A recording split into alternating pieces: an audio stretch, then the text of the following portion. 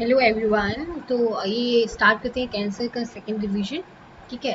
तो मैंने पहला वाला फर्स्ट जो पार्ट है उसको देख लेना, उसके बाद सेकंड वाला देख लोगे तो तुम्हारा कंप्लीट हो जाएगा। सॉरी एक साथ कंप्लीट नहीं करा पाई क्योंकि कुछ काम आ गया था। तो it just urgency, so I need to go that. तो कोई बात नहीं, अभी यहाँ पे पार्ट 2 पे कवर कर लेते हैं उसको। तो अगर मैं बात करती हूँ यूट्यूब और अन अकेडमी की, तो यहाँ पे मेरी फ्री क्लासेस होती हैं, तो आप इनको ज्वाइन कर सकते हैं। जो यूट्यूब पे जो क्लासेस होती हैं वो 10:30 होती है फ्रॉम मंडे टू फ्राइडे। ठीक है। और अन अकेडमी की बात करती हूँ तो आप मुझे फॉलो कर सकते हैं वहाँ जाके, जिसकी वजह से जब भी मेरी क्लास होगी आपके पास नोटिफिकेशन आ जाएगा और आप मुझे ज्वाइन कर सकते हैं। ओके।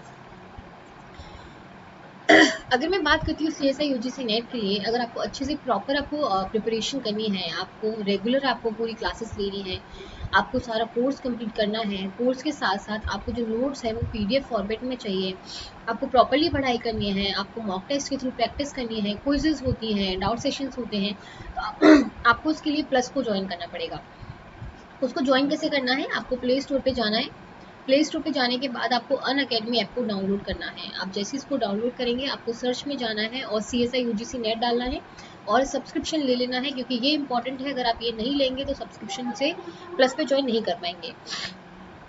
आप 3 मंथ्स का ले सकते हैं, आप 6 मंथ्स का ले सकते हैं, 12 मंथ्स का ले सकते हैं, 24 मंथ्स का ले सकते हैं। तो जो भी बच्चे नवंबर के लिए प्रिपेयर कर रहे हैं वो 1 या 3 मंथ्स का प्रेफर कर सकते हैं। इससे क्या होगा कि आपका जो प्रिपरेशन है वो अच्छे से हो जाएगी, आपका रिविजन भी एक बार हो जाएगा।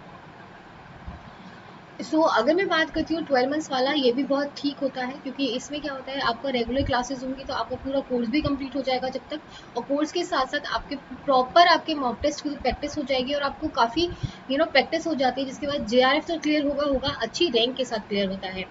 24 मंथ्स वाला वो ज़्यादा बेटर है। जो बच्चे मास्टर्स के अभी फर्स्ट सेमेस्टर में है या सेकेंड सेमेस्टर में है उनके लिए ज़्यादा बेटर है, या फिर अभी जो ग्रेजुएशन करके आए हैं तो उनके लिए ज़्यादा बेटर है। I am so sorry. हाँ, तो आपको एक रेफरल कोड यूज करना है and the referral code will be Kumkum 10। इसको नहीं भूलना है, कुमकुम 10 यूज करना है। कुमकुम 10 यूज करने से क्या होगा, आपको 10% ऑफ मिलेगा।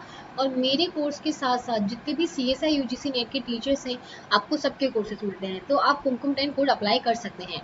अबाउट 10,395 को पे करना होता है एक साल का। एक साल को कितना पे करना है, देन आपको करना है प्रोसीड टू पेमेंट। आपको इंस्टेंट 10% ऑफ मिलेगा बाय अप्लाइंग कुमकुम 10। जैसे आप कुमकुम 10 अप्लाई करोगे आपको 10% ऑफ मिल जाएगा। आपको पेमेंट जो करना है डेबिट कार्ड के थ्रू करना है या फिर EMI के थ्रू करना है। यहाँ पे नो कॉस्ट EMI वाला ऑप्शन है, मतलब आपको कोई भी इंटरेस्ट देने की ज़रूरत नहीं होती है।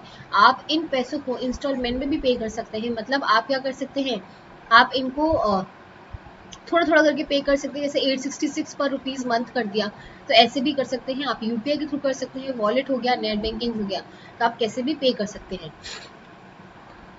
आपको करना है क्या है, अन अकेडमी ऐप पे जाना है, CSI UGC नेट को सर्च करना है और सब्सक्रिप्शन लेना नहीं भूलना है, और कुमकुम 10 कोड अप्लाई करना है, जिसकी वजह से आपको 10% ऑफ मिलेगा। और मेरे कोर्स के साथ साथ जितने भी CSI UGC नेट के टीचर्स हैं आपको सबके कोर्सेज मिले जाएंगे। ओके, चलो स्टार्ट करते हैं, अपना रिविजन स्टार्ट करते हैं।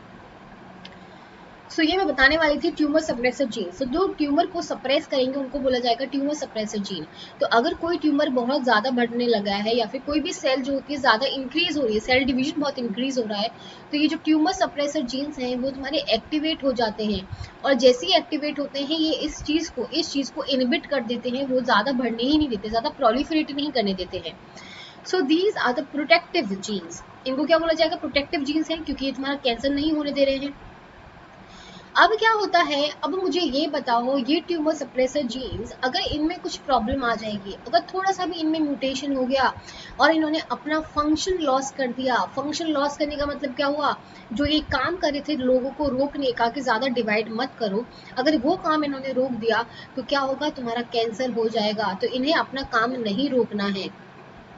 तो इनमें अगर ऐसी कोई म्यूटेशन होती है जहाँ पे लॉस ऑफ फंक्शन हो जाएगा इनका, तो इनका पूरा का पूरा काम रुक जाएगा और कैंसर सेल फॉर्म हो सकती हैं। Monitoring how quickly the cell divide into the new cells. तो ये मॉनिटर करते हैं कि कैसे सेल जो है कितनी जल्दी जल्दी नई सेल में डिवाइड हो रही है, तो पूरा मॉनिटर करेंगे। Repairing the mismatched DNA। तो अगर तुम्हारा DNA जो है मिसमैच हो जाता है वहाँ पे रिपेयरिंग भी करेंगे। Controlling when a cell dies. तो कब सेल मरने वाली है कब नहीं मरने वाली, उस चीज़ को भी कंट्रोल करते हैं। तो अगर इनमें कोई म्यूटेशन हो जाएगी तो cell grows uncontrollably, that is it will cause a cancer. ये क्या बना देगी, ट्यूमर बना देगी या फिर कैंसर कॉज कर देगी। ठीक है, एग्जाम्पल की अगर मैं बात करती हूँ तो इसमें BRCA1, BRCA2, अभी हम थोड़ा डिटेल में पढ़ेंगे इनको, P53 एंड TP53 जो सेम इसी का पार्ट है। तो जो P53 होता है बेसिकली बहुत ज़्यादा इंपॉर्टेंट है अगर मैं कैंसर सेल की बात करती हूँ या फिर रेगुलेटरी जीन की अगर मैं बात करती हूँ तो। Apoptosis related tumour suppressor jeans बहुत इंपॉर्टेंट है, कैस्पेसिस, बिड, बेड, नॉक्साप्यूमाबिम, ये मैं करा चुकी हूँ तुम्हें सारा जो अपोप्टोसिस वाले पाथवेज हैं ये तो मैं करा चुकी हूँ। तो जिन बच्चों ने वो नहीं देखे पहले वो देख लेना।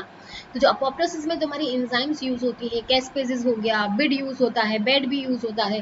तो ये सारे क्या करते हैं, तुम्हारी सेल का अपोप्टोसिस कराने में हेल्प करते हैं, उनको ब्रेक डाउन कराने में हेल्प करेंगे, उनकी डेथ कराने में, that is programmed cell death कराने में उनकी हेल्प करेंगे। तो लेकिन अगर इन ट्यूमर सप्रेसर जीन में कुछ भी अगर डिसफंक्शन हो जाएगा, it will lead to cause a cancer. Next is proto oncogene. देखो प्रोटो ऑन्कोजीन क्या होते हैं, अगर मैं नॉर्मली तुम्हें बताऊं, कोई भी एक ऐसा जीन, ठीक है, कोई भी ऐसे नॉर्मल जीन जो तुम्हारे प्रोलिफरेशन में काम कर रहे थे, जो तुम्हारी सेल सिग्नलिंग में काम कर रहे थे, जो सेल ग्रोथ में काम कर रहे थे, ठीक है, जब नॉर्मल काम कर रहे थे, ठीक है। अब क्या हुआ कि जैसे मतलब कोई इंसान बहुत अच्छा था ये नॉर्मल काम करने में। अब क्या हुआ, कोई अच्छे से पढ़ाई नहीं कर रहा था, जैसे कोई बच्चा है, ठीक है, जो उसको जितना उसने काम मिला उतना उतना कर लिया, वो एक्स्ट्रा नहीं पढ़ता था। एक दिन क्या हुआ, मम्मी ने उसकी पिटाई लगा दी, ठीक है, पिटाई लगा दी। जैसे उसको पिटाई मिली उसने क्या करा, अपना जो काम की जो एफिशिएंसी थी ना वो डबल कर दी डर के मारे, ठीक है, उसकी काम की एफिशिएंसी डबल कर दी।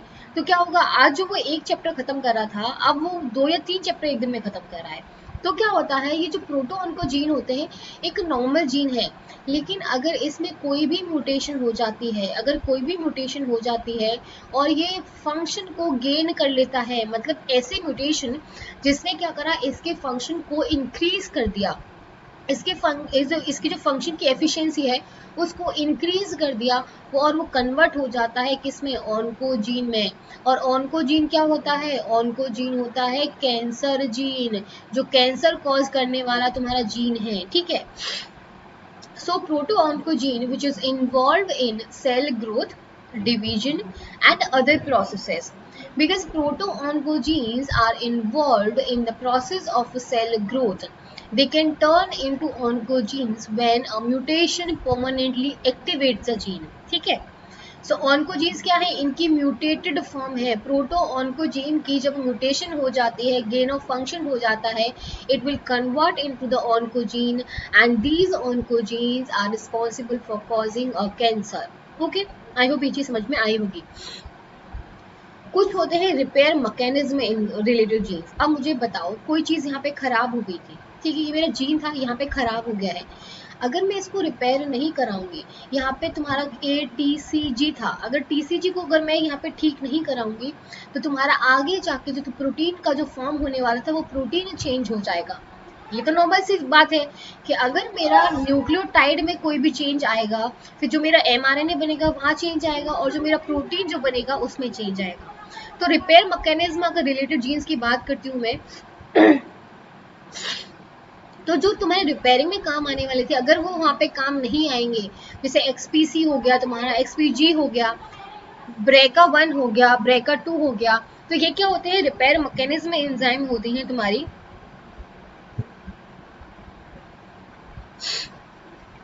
तो ये तुम्हारी रिपेयर मैकेनिज्म एंजाइम होती है, तो इनको नहीं भूलना होता है। अगर इनमें कोई भी म्यूटेशन हो जाएगा तो तुम्हारा कैंसर होने के पूरे चांसेस होते हैं।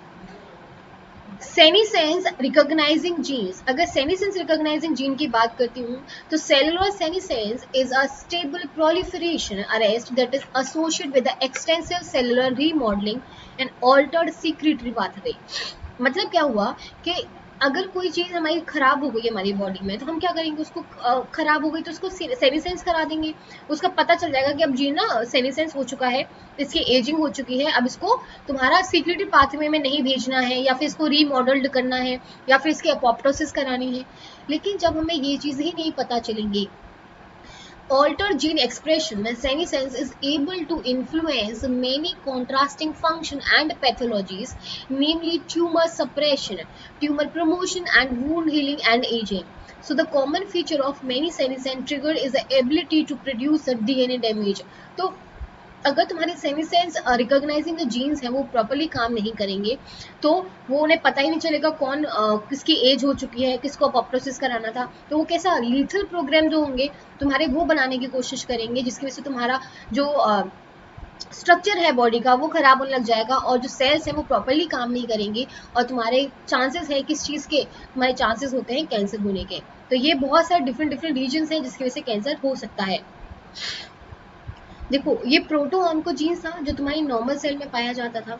ये जो प्रोटो ऑन्कोजीन है वो तुम्हारा क्या काम करता है, एक ग्रोथ फैक्टर की तरह काम करता है जो सेल की ग्रोथ करा रहा है, ठीक है। सिग्नल ट्रांसड्यूसर है जो सिग्नल को एम्पलीफाई कराता है, सिग्नल को ट्रांसपोर्ट कराता है, सिग्नल को ट्रांसफर कराता है। तो ये जो सिग्नल ट्रांसड्यूसर हो गया। ट्रांसक्रिप्शन फैक्टर की तरह काम भी करेगा जो तुम्हारा mRNA फॉर्मेशन में हेल्प करेगा, तुम्हारा प्रोटीन सिंथेसिस में हेल्प करेगा। तो जो प्रोटो ऑन्कोजीन एक नॉर्मल सेल में इतना कुछ काम कर रहा है। एक होता है वी ऑन्कोजीन्स, अगर इनमें कोई म्यूटेशन हो जाती है, दो पार्ट्स में डिवाइड हो जाएंगे, वी ऑन्कोजीन्स या फिर सी ऑन्कोजीन्स, ठीक है। V oncogenes is a viral oncogenes और सी मतलब होता है cellular oncogenes. The qualitatively and quantitatively altered expression of the protein, मतलब इनका जो एक्सप्रेशन है वो ऑल्टर्ड हो चुका है बिकॉज ऑफ द म्यूटेशन और the gain of function of the proto oncogene will convert into the oncogenes, जिसका मतलब है altered expression of proteins will be started. ये बहुत इंपॉर्टेंट है, क्वेश्चन डायरेक्टली आता है। एक क्वेश्चन तो आई थिंक फर्स्ट वाले के लिए आया हुआ था जो गलत बता रखा था, बच्चों को पता होना चाहिए। देखो सिस की मैं बात करती हूँ, इसका मतलब होता है synthesis of platelet derived growth factor, that is PDGF. अगर पीडीजीएफ की बात आएगी तो तुम्हारा कौन आएगा, तुम्हारा सिस आएगा, तुम्हारा सिस आएगा।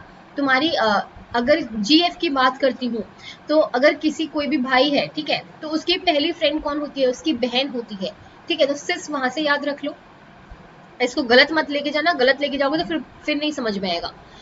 ERB2 की ERB-B की बात करती हूँ तो ERB तो बिल्कुल लिखा हुआ है यहाँ पे, तो एपिडर्मल ग्रोथ फैक्टर्स, तो आई थिंक ये तो समझ में आ जाएगा, एपिडर्मल ग्रोथ फैक्टर रिसेप्टर्स है।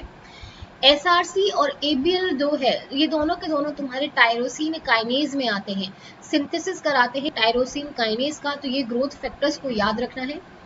KRAS आई थिंक इसे मैं बहुत बार बता चुकी हूँ, ये तुम्हारी सिंथेसिस करता है GTPase की, ठीक है। ये जून, फॉस और मिक जीन तीनों के तीनों तुम्हारे ट्रांसक्रिप्शन फैक्टर्स हैं, इनको याद रखना है। क्वेश्चन आते हैं यहाँ से डायरेक्टली क्वेश्चन आएगा तुम्हारा मैच ऑफ द फॉलोइंग में आ सकता है या फिर करेक्ट या इनकरेक्ट में पूछा जा सकता है, तो इसको मिस नहीं करना है। देखो ये तुम्हारा ट्यूमर सप्रेसर जीन था, जब ट्यूमर सप्रेसर जीन में लॉस ऑफ फंक्शन हो जाएगा, very very important, directly question में पूछा जाएगा कि अगर इनका फंक्शन लॉस्ट हो जाएगा, अगर इनका लॉस ऑफ फंक्शन हो जाएगा तो तुम्हारा कैंसर हो जाएगा। लेकिन अगर प्रोटो ऑन्कोजीन अपना फंक्शन और गेन कर लेते हैं, वो और एफिशिएंसी से काम करना स्टार्ट कर देते हैं, that is gain of function can lead to cause a cancer, तो उससे कैंसर हो जाएगा।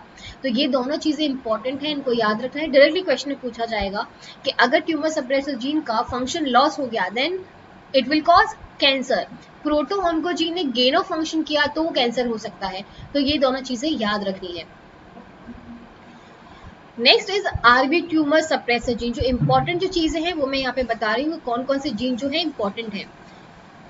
अगर तुम्हें आरबी का पता हो, इसे बोला जाता है रेटिनोब्लास्टोमा, ठीक है।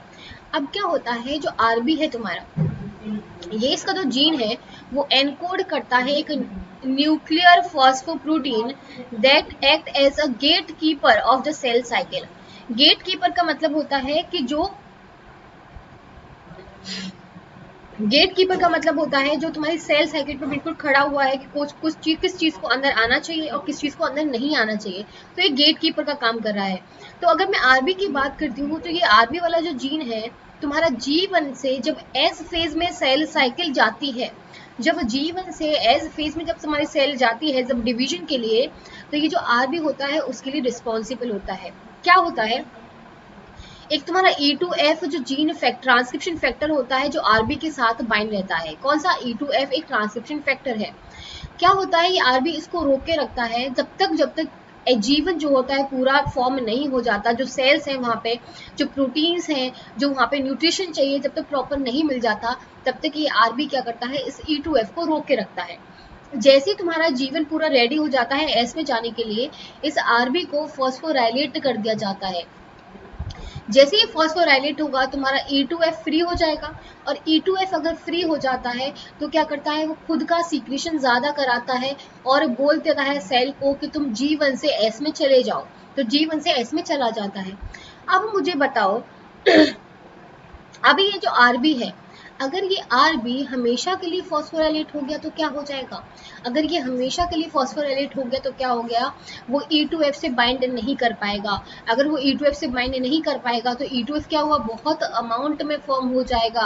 अगर ये बहुत अमाउंट में फॉर्म हो जाएगा तो जो बहुत सारी सेल होंगी G1 से S में आ जाएंगी, बहुत सारी सेल आ जाएंगी और यहाँ पे बहुत सारा रेप्लिकेशन हो जाएगा। तो क्या होगा, तुम्हारा सेल प्रोलिफरेशन होगा, बहुत ज़्यादा अनकंट्रोलेबल सेल प्रोलिफरेशन होगा, सेल ग्रोथ होगा, जिसकी वजह से क्या हो जाएगा, जिसकी वजह से तुम्हारा कैंसर हो जाएगा।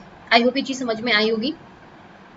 देखो RB normally permits the cell cycle progression through the G1 phase when it is phosphorylated, but it prevents the cell division when it is unphosphorylated। जैसे मैंने बताया, जब तक ये फॉस्फोराइलेटेड नहीं होती है, ये बिल्कुल बाइंड रहती है, इससे तो कोई प्रॉब्लम नहीं होती है।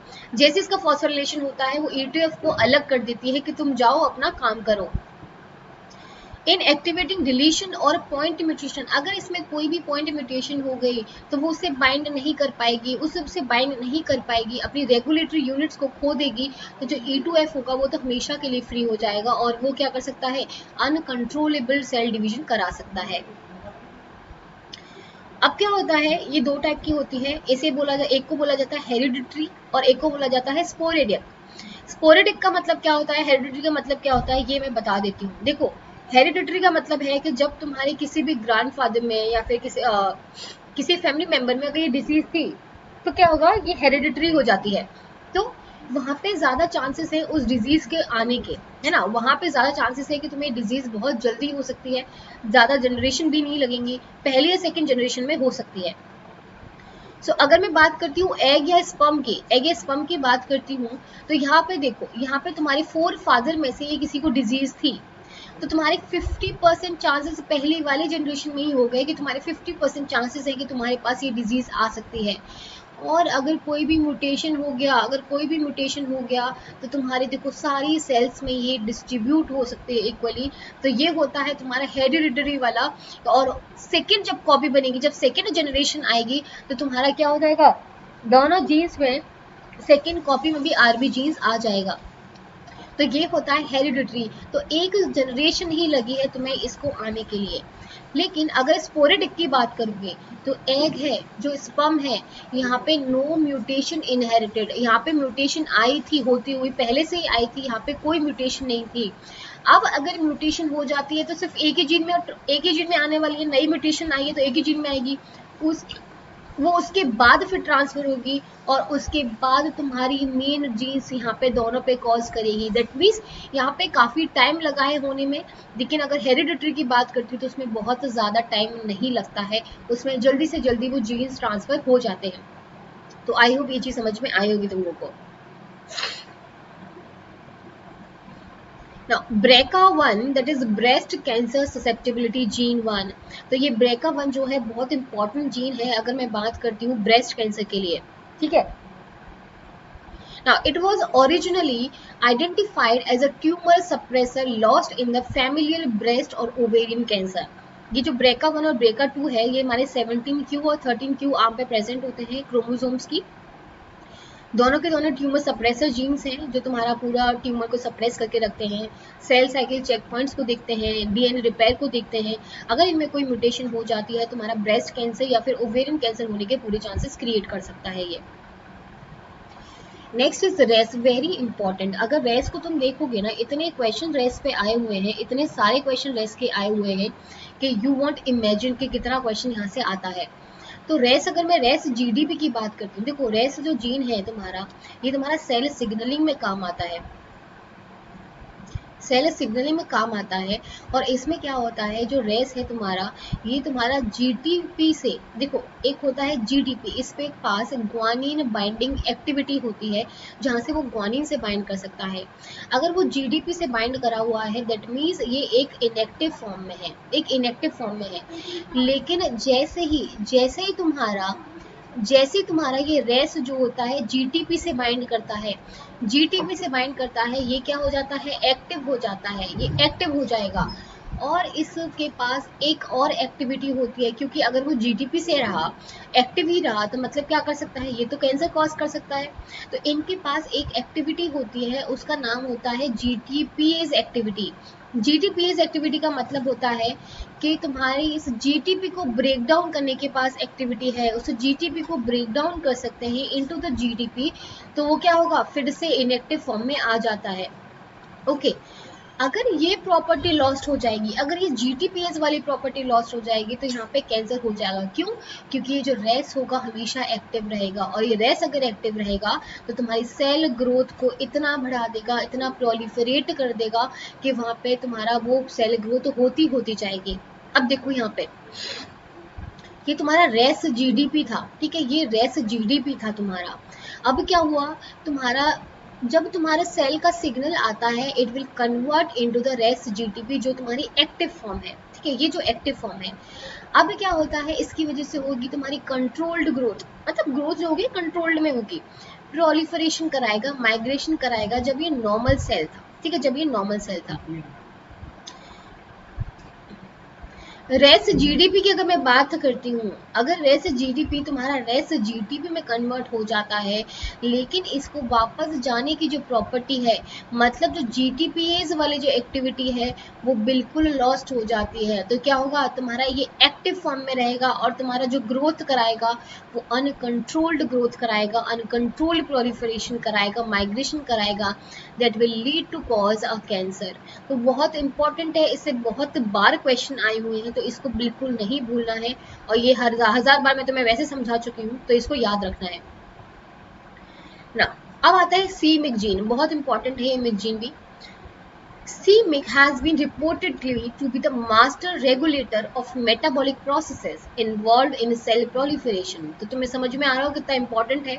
तो c-MYC अगर जीन की बात करती हूँ तो has been reportedly to be the masters of or regulator of the metabolic processes involved in the cell proliferation। Wallet. The c-MYC proto-oncogenes is a family of the transcription factors। तो अगर c-MYC proto-oncogene family की बात करती हूँ तो transcription factor है which is basically involved in cell proliferation। अब एक बात होती है कि मैं ये पूरा c-MYC जीन नहीं समझा रही हूँ, बस मैं बताती हूँ क्या होता है। ये जो c-MYC जीन है तुम्हारा एक ट्रांसक्रिप्शन फैक्टर है जो क्या करता है, नंबर ऑफ जीन्स को एक्टिवेट करेगा which is required for sale cycle progression from G1 to S, ठीक है। अब क्या होता है, इस c-MYC में अगर कोई भी प्रॉब्लम आ जाती है, ये क्या करेगा, अगर कोई भी प्रॉब्लम आ जाएगी तो क्या करेगा, उसको हमेशा एक्टिवेट रहेगा, और ये हमेशा एक्टिवेट रहेगा तो ये कैंसर कॉज कर सकता है। और it is also required for promoting the apoptosis. तो ये एपोप्टोसिस को भी प्रमोट कर रहा था, तो कितना कॉज क्रिएट कर सकता है, मतलब कितना सेल का ग्रोथ करा सकता है, कितना प्रोलिफरेशन करा सकता है, अगर ये तुम्हारा कुछ भी इसमें मिसफंक्शन हो गया, या फिर डिसफंक्शन हो गया, या फिर कुछ भी अगर इसमें मिसमैच हो गया, कुछ भी अगर प्रॉब्लम हो जाएगी, तो यहाँ पे तुम्हारा कैंसर होने के प्रॉपर चांसेस हो जाते हैं। एक इम्पॉर्टेंट है दैट इज बर्किट्स लिम्फोमा। और मैं तुम्हें लिम्फोमा का मतलब बता चुकी थी। लिम्फोमा का मतलब होता है जब तुम्हारे कोई भी जो इम्यून सेल्स होती है, अगर उसमें कोई भी म्यूटेशन हो जाती है और उनमें कुछ प्रॉब्लम हो जाती है, तो उसको बोला जाता है लिम्फोमा। तो ये मैंने जब पहला वाला रिविजन कराया, पहले उसको देखना क्योंकि वो इम्पोर्टेंट था, उसके बाद ये चीज़ समझ में आएंगी। क्रोमोसोमल ट्रांसलोकेशन की वजह से ये बर्किट्स लिम्फोमा होता है। क्रोमोसोमल ट्रांसलोकेशन मतलब क्या होता है, तो जैसे ये मेरा क्रोमोसोम था, ठीक है, ये 2 क्रोमोसोम थे, अगर इसका कोई भी पार्ट उठ के यहाँ पे ऐड हो जाए, जैसे ये इसका पार्ट था और वो यहाँ पे आके ऐड हो जाएगा, तो ये क्या हो गया, क्रोमोसोमल ट्रांसलोकेशन हो गया, वो अपनी जगह से किसी और जगह पे ट्रांसलोकेट हो गया, इसका बोला जाता है क्रोमोसोमल ट्रांसलोकेशन। ओके, तो अगर मैं बात करती हूँ नॉर्मल क्रोमोसोम्स की, ठीक है, और बर्किट्स लिम्फोमा की, नॉर्मल क्रोमोसोम की बात करती हूँ तो क्या होता है, 8 क्रोमोसोम होता है और 14th क्रोमोसोम होता है, ठीक है। 8th क्रोमोसोम पे तुम्हारा मिक जीन पाया जाता है, 8th क्रोमोसोम पे तुम्हारा मिक जीन पाया जा रहा है, और जो 14th जी है यहाँ पे IgH है। क्या होता है बर्किट्स लिम्फोमा में, ये जो मिक जीन तुम्हारा 8th पे जो प्रेजेंट था वो तुम्हारा यहाँ पे आ गया है, 14th वाले क्रोमोसोम पे आ गया है, और इसकी वजह से क्या होगा, 14th क्रोमोसोम पे आ गया है, और जो IgH था वो तुम्हारा इस 8th वाले क्रोमोसोम पे आ गया है। तो मैं दिख रहा होगा जो ब्लू वाला है पहले तुम्हारा 14th पे था, लेकिन क्या हुआ है बाद में वो तुम्हारे 8th क्रोमोसोम पे आ चुका है, और जो रेड वाला था पहले वो 8th क्रोमोसोम पे था, अब किस पे आ गया है, 4th वाले पे आ गया है। ये जो होता है chromosomal translocation, it is basically responsible for causing a Burkitt's lymphoma. तो ये क्रोमोसोम नंबर याद रखना है 8 और 14, इंपॉर्टेंट है। अब आता है क्रोनिक माइलोजेनस ल्यूकेमिया, ठीक है, ल्यूकेमिया मतलब ब्लड वाला जो कैंसर होता है। अब क्रोनिक माइलोजेनस जो ल्यूकेमिया है, ये जो ब्लड का कैंसर है, बोन मैरो का जो कैंसर है, तो क्या करता है, बहुत सारी एबनॉर्मल वाइट सेल्स बना देता है, एबनॉर्मल तुम्हारी सेल्स क्रिएट करना स्टार्ट कर देता है, जिसकी वजह से क्या होता है, तुम्हारा कैंसर कॉज हो जाता है। एक इसमें इंपॉर्टेंट चीज आती है which we call a Philadelphia chromosome. ये तुम्हारा जो फिलाडेल्फिया क्रोमोसोम है, ये नॉर्मली डायरेक्टली पूछा गया कि होता क्या है और ये किसकी वजह से होता है, तो ये इंपॉर्टेंट क्रोमोसोम है। So it is an abnormal chromosome. अगर मैं फिलाडेल्फिया की बात करती हूँ तो एक एबनॉर्मल क्रोमोसोम है which makes a gene called a BCR और ABL which causes abnormal white blood cells to grow out of the control.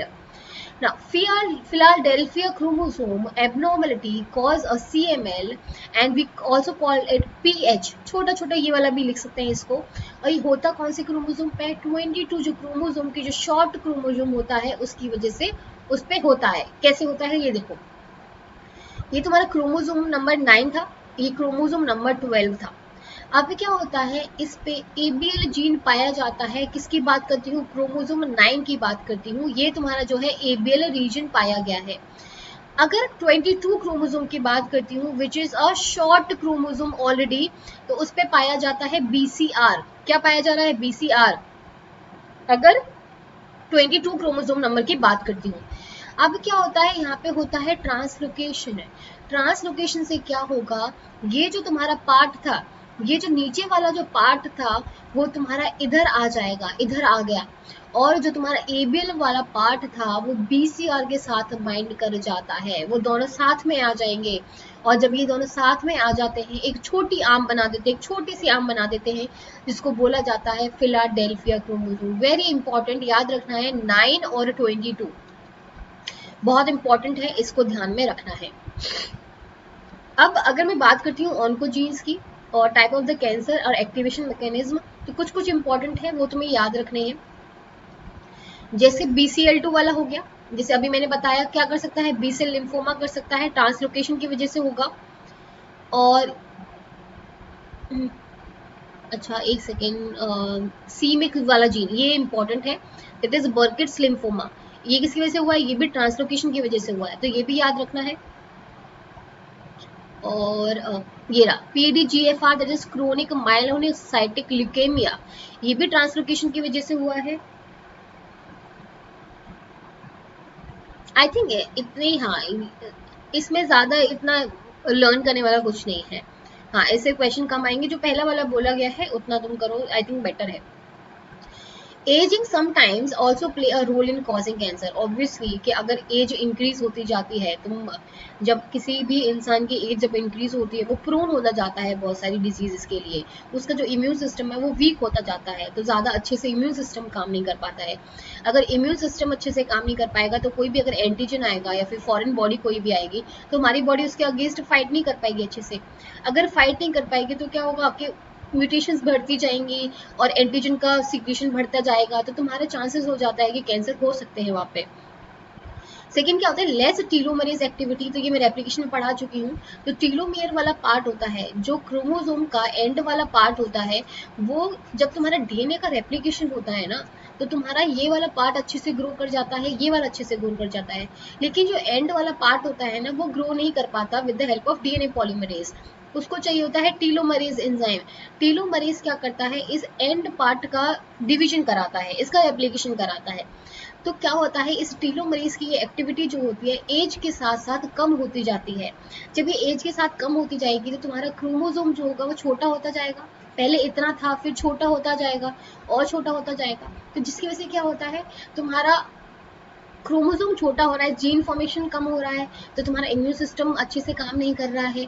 और आरओएस सिस्टम, दैट इज तुम्हारे रिएक्टिव ऑक्सीजन स्पीशीज भी काफ़ी फॉर्म हो रही हैं, जिसकी वजह से कैंसर होने के पूरे पूरे चांसेस हो जाते हैं। तो एज जो है वो बहुत बड़ा फैक्टर है अगर कैंसर की बात की जाती है तो।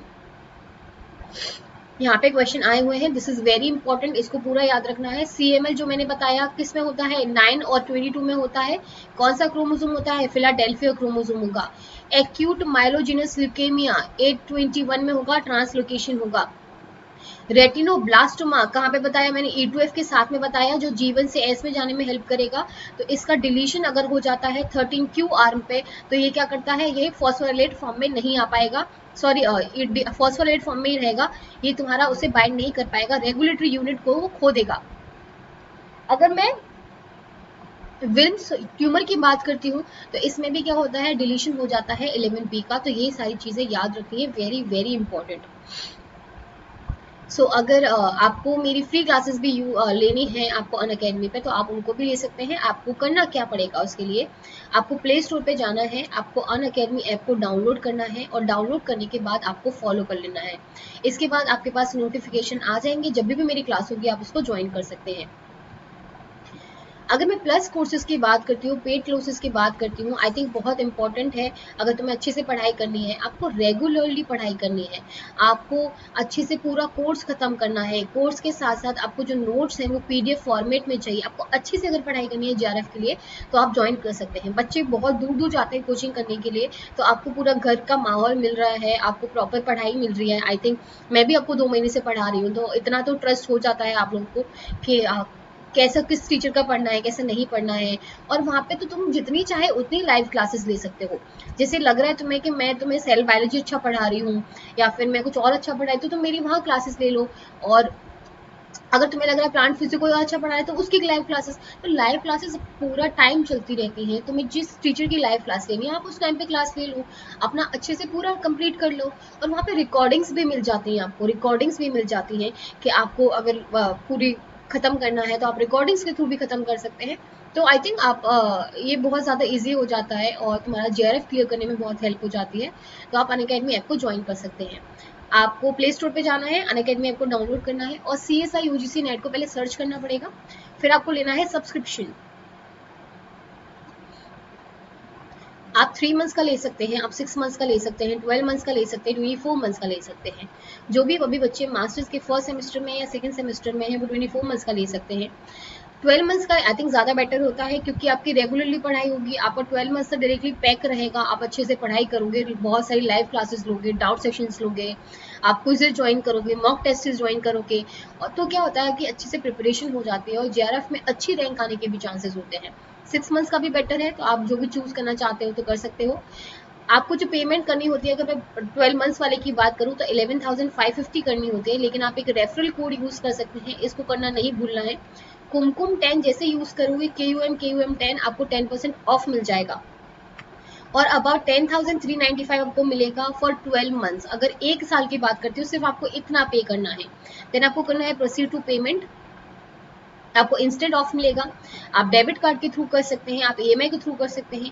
यहाँ पे नो कॉस्ट EMI वाला ऑप्शन भी है, मतलब आपको कोई भी इंटरेस्ट देने की जरूरत नहीं होती है, आप इतने सारे पैसों को इंस्टॉलमेंट में भी पे कर सकते हैं। जैसे 866 पर मंथ कर दिया, आप UPI के थ्रू कर सकते हैं, वॉलेट के थ्रू कर सकते हैं, नेट बैंकिंग के थ्रू कर सकते हैं। तो आप जैसे चाहे वैसे पेमेंट कर सकते हैं। अब आपको करना क्या है, अनअकैडमी ऐप पे जाना है और CSI UGC नेट को मतलब सर्च करना है, पहले कुमकुम गौतम को फॉलो करना है, उसके बाद देखते हैं कि क्लासेस में अगर आपको ठीक लग रहा है उसके बाद आपको सब्सक्रिप्शन लेना है बाय अप्लाइंग अ कुमकुम 10। उसके बाद आपको 10% ऑफ मिल जाएगा और मेरे कोर्स के साथ साथ जितने भी CSI UGC नेट के टीचर्स हैं आपको सबके कोर्सेज मिलते हैं। So thank you so much, thank you.